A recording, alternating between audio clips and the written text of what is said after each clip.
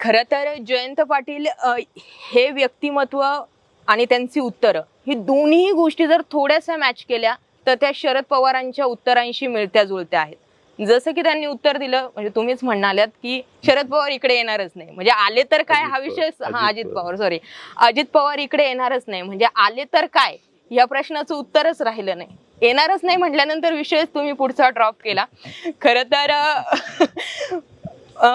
शरद पवार साहेबांच्या पक्षामध्ये एवढं विश्वासू व्यक्तिमत्व म्हणून जयंत पाटील यांच्याकडे का बघितलं जातं हे आज मी जेव्हा त्यांना प्रत्यक्षात भेटले तेव्हा मला त्यातून उत्तरे भेटली.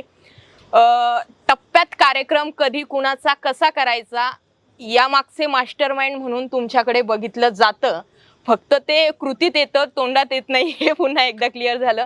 विधानसभेच्या तोंडी परीक्षेअंतर्गत तुम्ही वेळ दिला, वेळात वेळ काढून वेळ दिला, त्याबद्दल तुमचे खूप खूप आभार.